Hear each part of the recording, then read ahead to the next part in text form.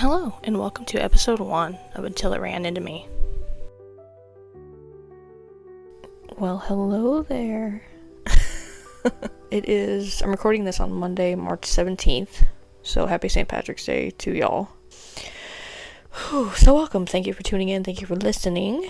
I wanted to take this first episode and just use it as an introduction episode to myself, my background, to the podcast, how it came to be, what we'll be covering, what sort of topics we'll be talking about, and all of the things.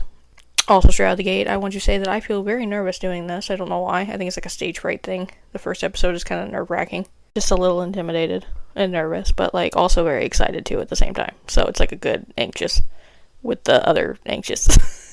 So please excuse the chaotic awkwardness that will be this first episode. Secondly, I want to say please excuse me if there is any additional background noise.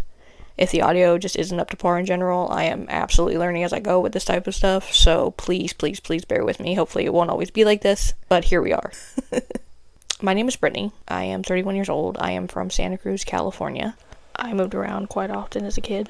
I've been in multiple different housing situations. When I was 8 years old, my dad's side relocated to North Carolina when I was 8 years old. We would stay there until I was 14, and then we would move back, and I've been back ever since. I definitely consider North Carolina home to me. I feel a much deeper connection to there than I do here. All my friends are there that I've known since like 3rd grade. My dad's side is there. My grandpa was there before he passed in 2019. Yeah, I just feel a much stronger connection to North Carolina than I do California. I always have. It's home. It'll always be home. It'll definitely always have a piece of me, for sure. And also my siblings. I have 3 younger brothers, and they're out there too, so that just makes it even more so home. Now, let's talk about the origin of this podcast. This podcast has been a thought in my brain for about a year now. I don't know the exact date or time that I got this idea for this. I've had the name for a while. The name derives from it ran in my family until it ran into me. I have had a note in my phone in my notes app for a year now, and I've added to it continuously. I always get ideas about topics at work. It's always at work, which is funny. I always jot them down, and I was like, oh, maybe I'll do something with this one day. And I wrestled with the idea. Maybe it's, maybe who cares about what I have to say? Is what I have to say important? Would anybody care? Why do I want to talk about these things? Why do I want to put myself out there like that? Because it's being very exposing, quote unquote. Putting yourself out there and talking about the things that I plan on talking about. But someone at my work, and I won't say who they are because I don't know if they want to be named, so we're just going to say someone, they ended up making a podcast of their own, and the light bulb went off in my head. And I'm very much a sign type of person, because what are the odds of actually knowing a person who has a podcast also? I was like, okay, that's a sign. And ever since then, I have been planning, and it's crazy that this is it, that it's finally coming to fruition, and it's real. And yeah, I'm really excited to get this going. I have struggled with severe anxiety, both generalized anxiety and social anxiety, since I would say 7-8 years old. I have also struggled with depression. I 100% absolutely believe that it stemmed from childhood, specifically from the dynamic that I had with both of my parents growing up.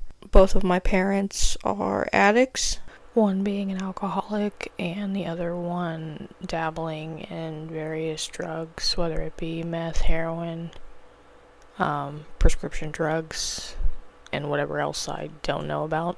But I'm sure there's probably more. Addiction runs rampant in my family. I grew up surrounded by it. Well into my 20s, when I finally got away from home. I grew up in a very angry house where my parents fought all the time. We had blowout fights. Some would lead to physical altercations with other family members. It would lead to me getting physically ill on one occasion that I can remember. There was a lot of manipulation. There was a lot of using their children as pawns. My stepmom would add to it also. There was a lot of favoritism. My brother clearly was the one that they wanted and the one that they fought over, and I felt like I was just kind of pushed to the side. And now that I know what I know, I feel like it makes more sense as to why that happened. I was always put in the middle because I was the oldest. I was like the therapist. I was the one everybody came to and like unloaded on. I knew all the financial issues. I knew everything that a kid shouldn't have knowledge of or be involved in because they're kids. All of that was just a weight. It's a weight that never has really gone away. And it wasn't okay, and it feels good to actually say that, because I feel like so many things will never be addressed or talked about. It's all just swept under the rug, and it is what it is, and I don't accept that. So many things occurred that shouldn't have, so many things were said and done that shouldn't have been done or said, and there has never been any accountability on either side for the parts that they played and the things that they did. I don't remember my parents ever being happy with each other. I don't ever remember them being in love. I don't remember them being together. In my mind, in my memories, they were always at odds. I mean, they were well at odds into my 20s. They're still at odds to this day. But they haven't been together since I was 4, I think. Maybe a little younger. So I think that seeing them being so combative and never seeing them love each other has profoundly affected me. I grew up in a very angry house. I grew up around a lot of screaming, a lot of yelling, a lot of conflict, a lot of blowout arguments. Sometimes it would lead to physical altercations with my family. Things would kind of build, and there would be like a calm before the storm for a while, and then everybody would get mad at someone else about something, and then the whole family would just go at it. So there was like this sort of like family brawl situation happening. Also, I became like physically ill after my dad threatened to put my mom through a window when I was a kid. This was before we moved back to California. Yeah, just a lot of manipulation and using their children as pawns. My oldest brother was very sought after. They fought over him. And I didn't feel like anybody fought over me. And now that I know what I know, it kind of makes sense. If that was the case, there was just a lot of negativity and a lot of just bullshit. And I'm the oldest daughter, the only daughter. So naturally, I was aware of everything. I was the punching bag. I was the emotional punching bag. I was the one that knew about our money problems. I was the one who knew things about my mom and my dad and my stepmom's dynamic that I shouldn't have. I was just put in the middle of everything. And I think that shaped me greatly as an adult in a lot of really negative ways.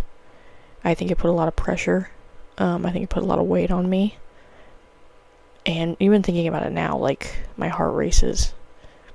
It was just way too much for a kid. Way too much. Now, 2 years ago, I received a confession from my mother that my dad is not my biological father.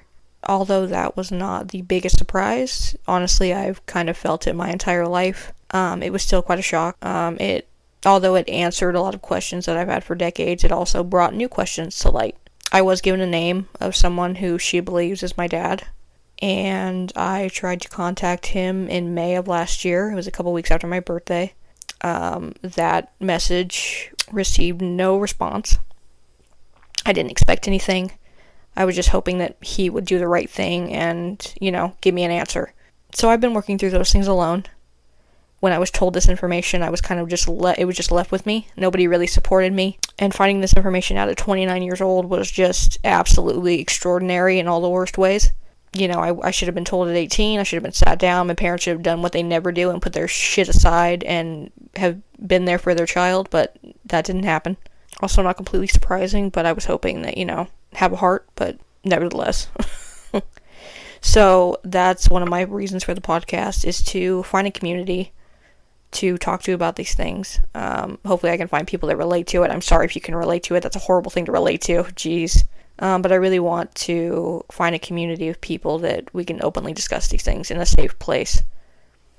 Because I think that there is a lot of, I want to go as far as saying shame when you find out that It's embarrassing. It's a very lost feeling. You don't know who you are. You don't know. Everything is being rewritten. Your whole life has been, it feels like a lie. That's how I felt personally. And honestly, it's quite traumatizing. So yeah, that's one of the major reasons why I wanted to do this podcast. And also to add on to that, and things were said in front of me as a kid that should not have been said, that alluded to me not being my dad's biological daughter. I remember a very specific fight that my mom and my dad had outside of my uncle's apartment that I will end up talking about in detail, that I think about all the time. That was clearly what it was, but I was only 14, 15, and I was like, what are they talking about? But also in a way I kind of knew at the same time. Yeah, we'll get into all that, but it was just disgusting. Me not being my dad's biological daughter has absolutely been used as a weapon against me. It's been used in arguments. It's been brought up in arguments. I fell out with my stepmom because of it. I will get into that in more detail in the future in an episode. But yeah, it's just so disgusting and vile and cruel and unnecessary and should not have been done. Why I wanted to do this podcast is I'm severely lacking a purpose in my life. I think that I'm very much like get up, go to work, come home. I'm so hungry, starving for a creative outlet. And I really have a feeling in my heart that this is the thing that I should be doing. It feels really right. Even as I'm doing this now, it feels like something I should be doing. It feels good to do. And yeah, I just really need that thing that's mine. That thing that I do that I love, that is a creative outlet, something I can pour myself into. Not so much in I need a distraction from life kind of way, but just in I need this thing to like nurture me and to build me up and to give back in a sense, I feel like, So yeah, that's another reason for this podcast. Also, I'm just incredibly passionate and just absolutely fascinated by the things that make us who we are. The experiences that we go through, whether it be in childhood, whether it be when we get older, just things that make us into the person that we are. And doing the inner work to heal those things, to do better, to be better, to make changes, to break cycles. I am so passionate about breaking cycles. And just becoming the best version of yourself, the most fulfilled version of yourself, and helping people along the way to do the same, because wisdom is a gold mine. And I truly believe, that something good always comes out of something bad. A negative situation, a negative experience, there will be a positive thing that comes out of that 100%. It may take weeks, it may take months, it may take years, and it may be very hard for you to notice it at the time, but you will have that aha moment. I also think that this could be healing too, in a way. I think that finding community that relates to you, that can understand how you feel, you find a common ground with, can be very, very healing, and just knowing that you're not alone and that people understand you. Also, I want to do this podcast because I feel like people perceive me a certain way. I can be very quiet, very guarded. I keep to myself. I've been told that I'm very hard to read, very hard to decipher my emotions and the things that I'm feeling, whether it be people that I work with, people that I know, even family has said that about me. The things that I've been through have made me very quiet and untrusting. And above all, just scared of losing people, of having a bond with somebody, getting close to someone, and having them go away. That's a huge thing. I think that's the main thing. Also, and this will absolutely be an episode at one point, is that I think that, I know that my relationship with my mother, my lack of a relationship, has absolutely affected how I approach and how I deal with female friendships. I find it very hard to get close to women. I find it very intimidating, and it's just hard to have female friends. It's nothing that they did specifically, it's just me. It's hard for me. So I think that talking about that on here and explaining myself will bring a lot of clarity to people about me. Specifically for the people that know me personally that are listening to this.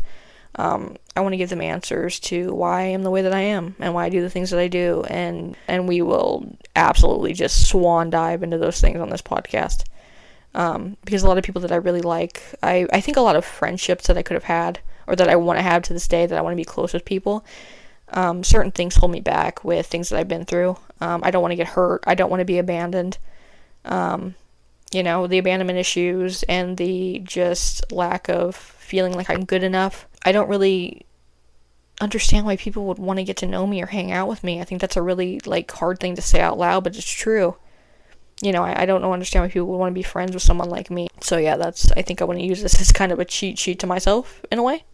So just to summarize what I plan on discussing on this podcast, it will be anything from family dynamics to father wounds, mother wounds, sibling relationships, step-parent relationships.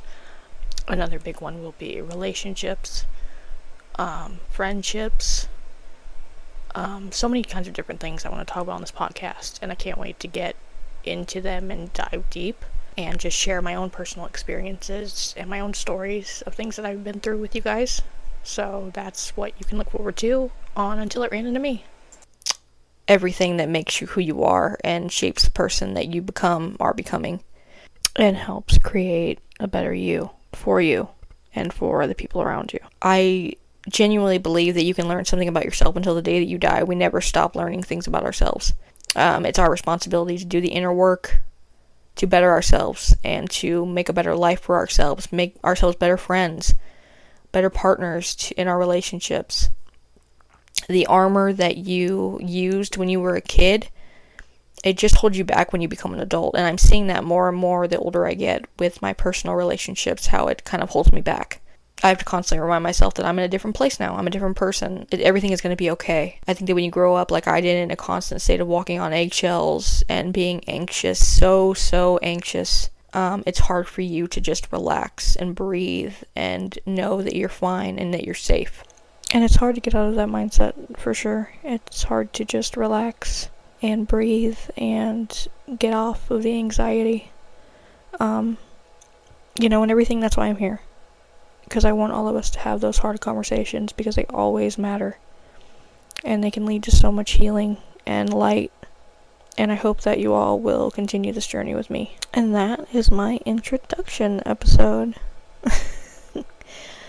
If you've stuck around this long, thank you so much.